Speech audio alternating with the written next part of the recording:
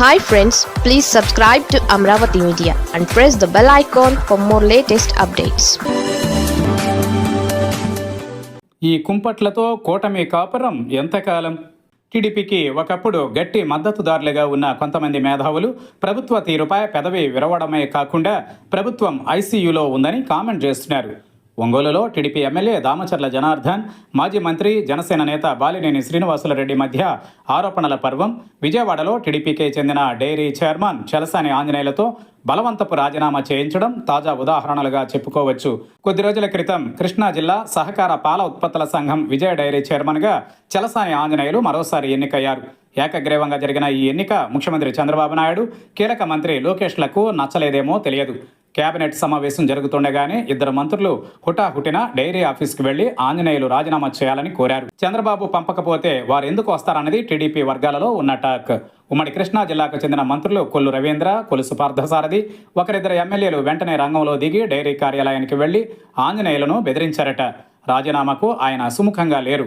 అయినా మంత్రుల హుంకరింపులతో ఆంజనేయులు ఒత్తిడికి లోనై అనారోగ్యానికి గురయ్యారు. వెంటనే ఆయన ఆసుపత్రిలో చేరారు. ఆంజనేయులు కూడా టీడీపీకి చెందిన వారే అయినా ఎందుకు ఇంతగా కక్ష కట్టారన్న చర్చ జరుగుతోంది. ఒక టీడీపీ ఎమ్మెల్యే ఈయనపై అసంతృప్తిగా ఉన్నారట.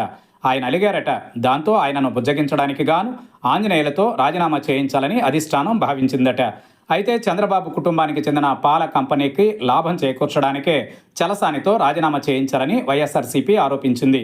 అది వేరే విషయం. చలసానిని వెంటనే డిశ్చార్జ్ చేయాలని ఆసుపత్రి యాజమాన్యానికి మంత్రులు చెప్పారట. అంతేకాక ఈ క్రమంలో ఆంజనేయులపై అభ్యంతరకర వ్యాఖ్యలు చేశారంటూ టీడీపీ మద్దతుదారులుగా పేరొందిన కొందరు యూట్యూబ్ ఛానళ్లలో ఆవేదన వ్యక్తం చేశారు. పైగా వైఎస్ఆర్సీపీ నుంచి టీడీపీలో చేరి మంత్రి అయిన పార్థసారథి స్వయంగా ఆసుపత్రికి వెళ్లి బెడ్పై ఉన్న ఆంజనేయులతో రాజీనామా పత్రాన్ని తీసుకుని ఫోటో దిగడంపై వారు మండిపడ్డారు. పార్థసారథి తన లాయల్టీని రుజువు చేసుకోవడానికి ఇంతగా తాపత్రయపడ్డారని వీరంటున్నారు.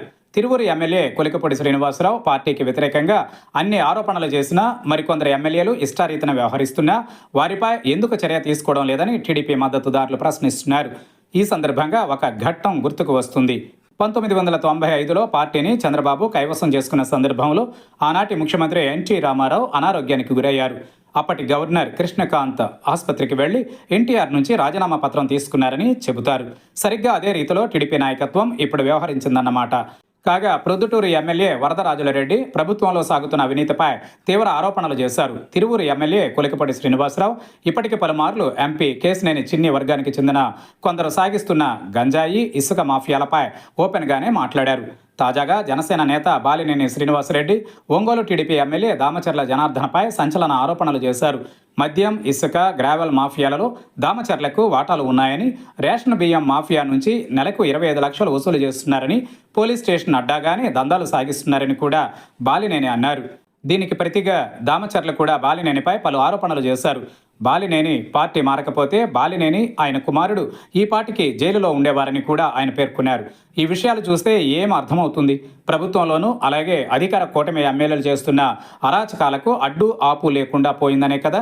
కానీ వీరిద్దరూ సంయమనం పాటించాలని టీడీపీ, జనసేన ముఖ్య నేతలు ఒంగోలులోని తమ పార్టీ నేతలకు సందేశం పంపించారట.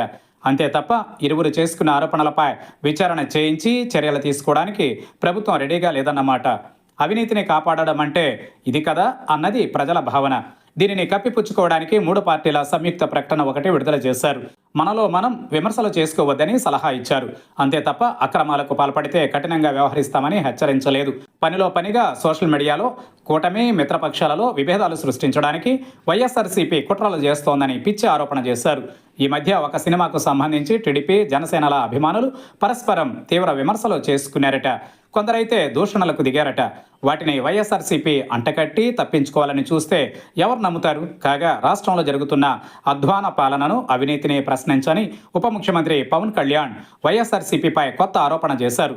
వైఎస్ఆర్సీపీ సోషల్ మీడియా గోవింద నామాన్ని పేరడిగా వాడుతున్నారన్నది ఆయన అభ్యంతరమట. నిజంగానే ఆయన చిత్తశుద్ధితో అభిప్రాయపడితే తగు సూచన చేయడం తప్పు కాదు. కానీ సినిమాలలో ఎన్ని రకాల పేరడీలు హిందూ మత విశ్వాసాలపై జరిగాయో ఆయనకు తెలియదా? గోవింద పేరుతో సినిమానే వచ్చింది.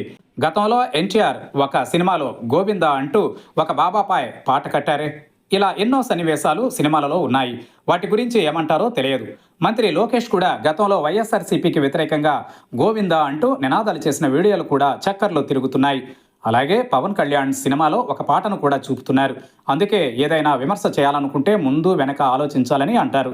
అధికారంలోకి వచ్చిన కొత్తల్లో తిరుమల స్వామివారి ప్రసాదంలో జంతు కొవ్వు కలిసిందని చంద్రబాబుతో పాటు పవన్ కళ్యాణ్ ఆరోపణ చేశారు. వైఎస్ఆర్సీపీపై బురద వేసే క్రమంలో ఈ ఆరోపణలు చేయడం ద్వారా భక్తుల మనోభావాలు దెబ్బతీశారన్న విమర్శలు వచ్చాయి. తదుపరి సిబిఐ దర్యాప్తులో అలాంటి జంతు కొవ్వు కల్తీ ఏదీ జరగలేదని తేలింది. మరి దానిపై వీరు స్పందించలేదు. ఇప్పుడు మాత్రం మళ్ళీ సనాతన ధర్మం పేరుతో ప్రజలను ఏమార్చడానికి వచ్చినట్లుగా ఉంది. ఒంగోలులో తన పార్టీ నేత చేసిన ఆరోపణలపై ఎందుకు చర్య తీసుకోలేకపోతున్నారు? పైగా 2 పార్టీలు కాంప్రమైజ్ ఫార్ములా వర్కౌట్ చేయడమేంటి? ఈ నేపథ్యంలోనే ఏబి వెంకటేశ్వరరావు చేసిన ఒక కామెంట్ ఆసక్తికరంగా ఉంది. చలసాని ఆంజనేయుల నుంచి ఆసుపత్రిలోని రాజీనామా పత్రాన్ని మంత్రి పార్థసారథి తీసుకుంటున్న ఫోటో ట్యాగ్ చేస్తూ ఐసీయూలో పార్టీ ప్రభుత్వం అని వ్యాఖ్యానించారు. వైఎస్ఆర్సీపీ వారిని నిత్యం దూషించే చంద్రబాబు నాయుడు, ఏపీతో పాటు మరికొందరు టీడీపీ వీర మద్దతుదారులు చేస్తున్న విమర్శలకు జవాబు ఇచ్చే ధైర్యం చేయగలరా?